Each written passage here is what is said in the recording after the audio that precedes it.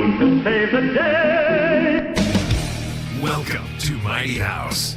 This is a show for people with problems, home improvement problems, that is, and for people who want common sense guidance on how to build green and live a more sustainable lifestyle. Send an email. The Mighty House crew is on the job.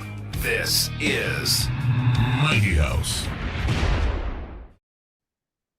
All right, we're back. And today we're going to talk about waterproofing, and not just any type of waterproofing. This is what, under a balcony or something like that, under a roofing situation. Well, tile, When you want to tile or wall, balcony. balconies, but yeah, what's the right product? Okay, excellent. But before we do that, you know what to do. Go on down there, hit that subscribe button, dingle on the bell. You'll get notified every time we post something. And of course, you can always leave us a comment. So the more that we're doing these, people are sending us emails and posting questions, and we're answering those questions, and sometimes they're turning into separate videos. So Right. go ahead, throw a question down there, and we'll be thankful that you're giving us a topic, right? Yes. Yes, this gets hard sometimes. All right, so let's get started with this, and I'll start with a share on the screen. Yeah. So most people are in the situation where they want to do a shower, right? So we'll start there quite simply. Major ways to do your shower. This is a liquid applied waterproofing membrane. It's great. You just open the bucket, roll it on, let it dry, and you're good to start tiling.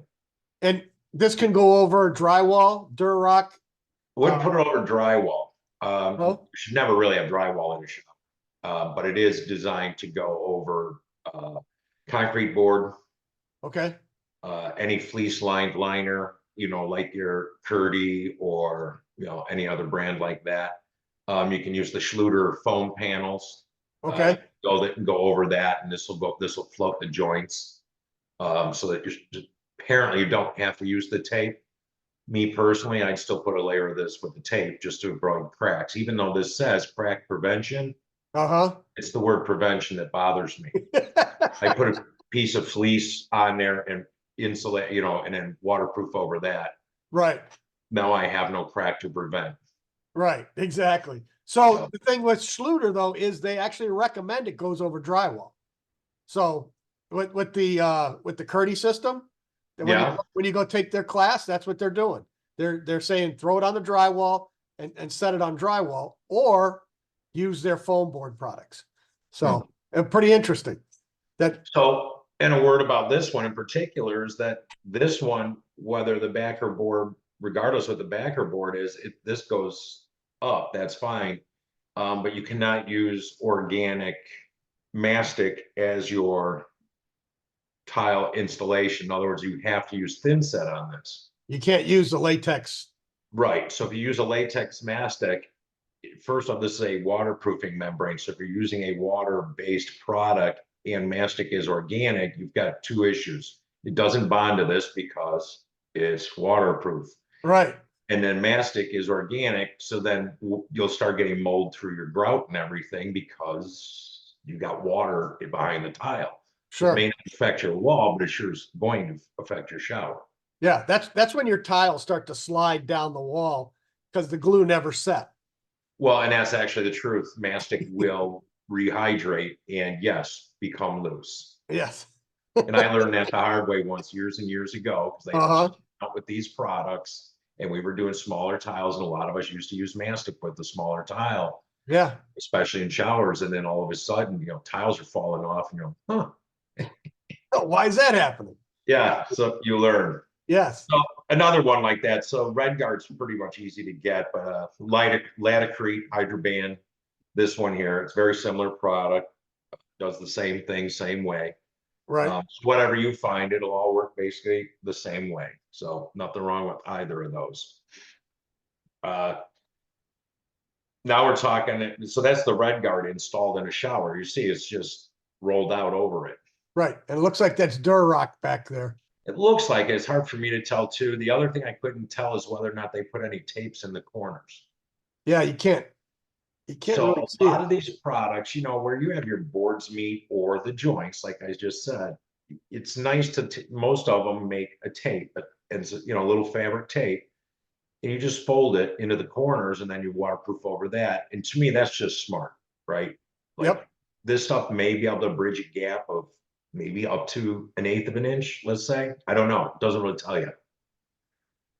But I'd rather just put the seam tape on there and then not have to worry about it. So yeah, most of them work like that. So then I think the next picture actually shows a project that it was working on. Yeah, so that's seam tape. All So this right here. yeah, so that's a layer of seam tape on all the plywood. Now this comes up later in balconies, but I could not find a really good picture with seam tape other than the Schluter-Curdy, but I thought that was a little confusing because you're not putting a liquid applied waterproofing over Curdy because that's its job. Correct. So So then what's this set in? Do you know? Is it yeah, so that's a Semco liquid applied waterproofing, but it was the okay? only brand, and we'll talk about that again later. It'll come up again, but it was the only one I could find that was suitable for plywood decking outside. Okay. Because like the Red Guard is not supposed to be used on exterior, okay, and it's not supposed to be used over wood. Doesn't bond properly. This actually bonds to the wood. So if you take and put a drip on the wood, you try to peel it up, it'll peel wood fiber. So it bonds that well to the wood. That's excellent. So because it's plywood and it's going to want to move, this does dry to a rubbery texture, so it will flex.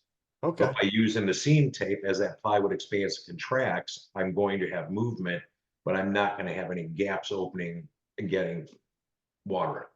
And Not this looks like it's flashed up underneath the stucco here too, then. Yeah, so whoever did the stucco used, it looks like modified roofing or rolled roofing with Right. that on the top to put on that wall. Then they stuccoed it. Well, when I cut that back, I made sure that we had the flashing for the deck go behind the wall flashing so that when tile is done on this deck, I can actually run an aluminum counter flashing down the wall, and then all my layers are correct. Yes.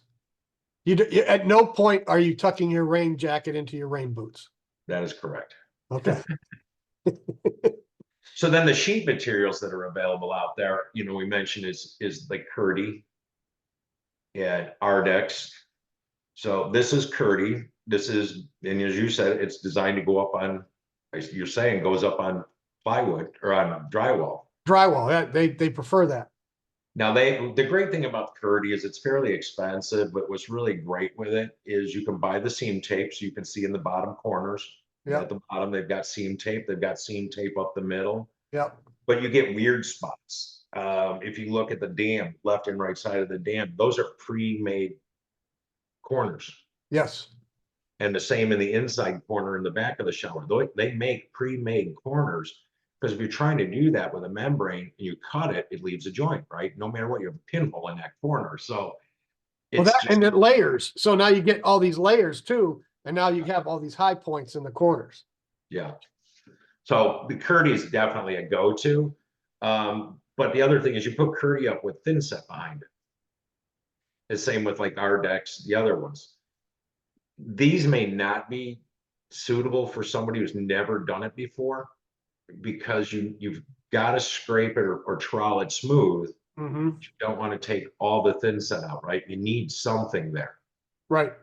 So if you used a notch trowel to get it on the wall, as you get the Curdy up there, you want to trowel that so that none of those notches exist anymore. You want to work them all out. Right. So it might be a little tough for a homeowner that's not used to doing it. So the liquid applied might be a better way, even though I consider this to be really a better product in a lot of ways. It's just takes some practice. Yes. And what we do with these is we take a plug, we plug the drain, we fill the shower base up, and we leave it for the night and come back. As long as it's not leaked downstairs and we still have water in there, pull the plug, start tiling. We're ready to go. Oh, that's the Ardex one. That's the Ardex. So, and just another comment about those. I was doing some research, and if you actually look, they have perm ratings, just like your air barriers would, like Tyvek, Typar, they have a perm rating. Right. The perm rating for most of the roll-on waterproofing is like 0.5 perms. When you get into the Curdy, I believe it was 0.4 perms. And then this Ardex is even lower. It's like 0.2. Wow. So this is actually even allows less moisture through it than even the Curdy and so on. But if you prep these right, those perm ratings, you're talking substantial amount of water exposure over a period of times in order for that to get through there. So there, anything that's a 0.5 or lower is going to be fine. Yes. Corner tape, he's doing the corner tape, right? Yeah. You can see around the shower valve, he's already got that. And Curdy actually makes shower valve and all those pieces. Yeah. And this So looks that you like can an Ardex. actually put them right on there, you know, and they're a few dollars a piece, but it sure makes it a lot easier than trying to make your own. And if you don't put these on, it voids their warranty. Just saying. Sure. They've got them for the valves. They've got them for the shower heads up here. Although it doesn't look like he used one, but they do They make. might have. It looks square. I mean, it looks like it could be. Yeah. And then like for all your body sprays and that kind of stuff, they have all those different flashings for that. So now we're going back to liquid applied coatings, but this was more for exteriors. So like I said, the R guard, the red guard, that's not really designed for exterior walls. Okay. But they're basically something that you can use to waterproof your sheathing prior to installing siding. Most of the time they do 2 coats. You can see the front of the building's done. They're working on the side. And you and I were talking before this that, you know, there's some concerns with it. I don't know what the final finish on this building is going to be. Right. So if it was going to be stucco over wood, they would typically use a paper backed lath, which is 15-pound felt on the back of stainless lath, but they nail it all up. So you're putting multiple nails into your waterproofing, which is not good because any place where it's tight, you don't have drainage. Correct. So that's a whole nother show when we talk about drainage planes behind siding and so on. So yes, it can get kind of crazy, but most of these products, like Remco and Dry, which one of them may be using there, Prosoco is a company that, you know, we've used that in the past on concrete and block walls, anything that's going to be, we actually do the inside of our stem walls with these products to keep water from leaching out and causing efflorescence in the stucco. It's not unusual for us to waterproof the inside of a foundation wall as opposed to, you know, because we're not burying them on the outside. Correct. Our guard, Cat 5 was one we used quite a bit. And that's actually what I was planning on using on my balcony project. That didn't work out. If those products are not suitable over plywood on horizontal surfaces. Okay. That created a whole nother issue. Balconies that are cast in place concrete, you can use our guard Cat 5. You can use Seek Elastic. Henry makes another product. WR Meadows makes a product. So they're very easy to find. I think that's your next picture is a balcony that's, there you go. So it's concrete balcony. You go out there, you spread this on there, and you can basically tile right over that. Now, most of our tile contractors prefer sand mixed in the top coat. That just gives them, when they thin set, it gives them something to bond, and then you can see some cracking or what appears to be cracking. Right in here.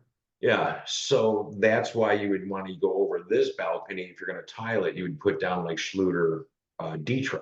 The Ditra is a decoupling membrane. Right. And it's a waterproofing membrane, but it was never meant to be a primary waterproofing membrane because it cannot go up the wall because of its waffle pattern. So you do a primary waterproofing membrane, then you use the Ditra, which gives you a second layer of waterproofing and a crack isolation. So it's a great system. And yes, it does add up. But zoom in on the brick. I mean, they went up the wall. Yeah, look at that. Okay, so let's make a comment about this. If you look, it looks like they covered the bottom course of brick. Yeah, first 2 courses. Yep. And I don't know, can't tell, but if that had weep holes in it, it doesn't anymore. It doesn't anymore. So they may have actually created a bigger issue by doing that. No. So then going back to the project that sort of started this whole topic was the the balcony I'm working on with the plywood deck, this Semco liquid membrane was the only one I found that was suitable. The manufacturer, I wrote to them, they wrote back, explained to them what I want to do, that I'm putting this down. I'm doing a pre-slope to get rid of any low spots. Then we're doing Detra and tile. And he goes, that's absolutely what this is for. Oh, So, perfect. yeah. So, and let's back up a little bit. That balcony that we're looking at, that was rotting. It had 2 layers of tile on it. Yeah. People had just been stacking stuff up on top of it, and it started rotting out, and it was leaking down into the house below, correct? Yeah, there were 2 issues with it. One was the 2 layers of tile that were leaking. What they had originally used for waterproofing was, the original was hot mop, so 30-pound felt and asphalt, but they only did 1 thin layer. Okay. So it broke down fairly quick after the tile, and the tile they put down was actually stone, it was travertine. Oh, wow. So when it was first done, it was probably beautiful. Uh-huh. The other issue wasn't the waterproofing. What actually led to the failure is they only had 3/4 inch plywood on trusses on 16-inch centers. Huh. And we never put tile on anything less than 1 1/4 inches of wood. So you would normally have 3/4 inch subfloor, 1/2 inch, for your underlayment. Right. So what I did with this one is the bad areas, I cut out the plywood, fixed the trusses, patched the floor with 3/4 inch plywood, but then I resheeted this whole thing with 3/4 inch tongue and groove. This has all been resheeted. That's all resheeted. So now I have 1.5 inches of wood, Uh-huh. all screwed 8 inches on center, right into the trusses and so on. And then do the Semco on the joints, and now a top coat with a little bit of sand cast. So this will get 2 more coats Yes. sealed up. Then it's getting the Curdy. The Detra. Oh, then you go over that with- Decoupling membrane. Yeah, in case the plywood does move or buckle, then the decoupling membrane will keep it from coming through the tile. Right. And we're using an exterior rated porcelain tile. The slip coefficient, which Yep. is fairly important if you're doing a tile in a shower, sidewalks, patios, balconies.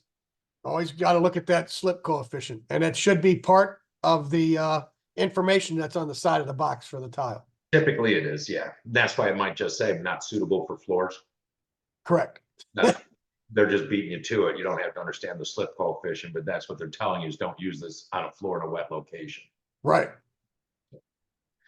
So anyway, the last thing I might mention is we did a show 7 years ago on waterproofing, and it was funny because I went through it, and as far as Curdy, the liquid applied on walls, showers, all that was basically the same. Uh-huh. This is the one item that changed. 7 years ago, we were talking about doing peel and stick on these decks because we didn't have a product we could actually put down on a wood deck. Right. Yeah, you would just do On the exterior, I mean. correct. We do a nicer water shield. And I'm going to ask, how are you dealing with this detail where it goes to the gutter? Is this overlapping and going into the So gutter? the plywood is sticking past the stucco below. So there's Okay. a stucco beam below there. That's what the gutter's hung on. Okay. I don't have a picture of it handy, but they make a flashing, it's a Schluter metal edge. Okay. And it actually is a drip edge designed specifically for this. So it will go on the Detra. The tile will cover it. It will cover the cut edge of the tile, and it will hang down 2 inches, and it has a drip rail on the bottom. So it's literally L-shaped, but the water can't run up it and it can't run back because it has this cut. So remember the old sills used to have that little groove on the bottom? Right. That was so water couldn't run backwards. Well, Correct. this edge is done the same way. Concludes our presentation on waterproofing our terrace. Anything, walls, floors, and Yeah, showers, balconies. balconies. That's the word I was If trying. you have any questions, just drop a note in the comments and we'll answer your question, and put you in the right direction. Right. All right. Well, with that, I'll say mash that subscribe button, dingle on the bell, leave us a note below, and we'll have to do this again soon. So then, keep it square and level. Until next time. Until next time. There you go.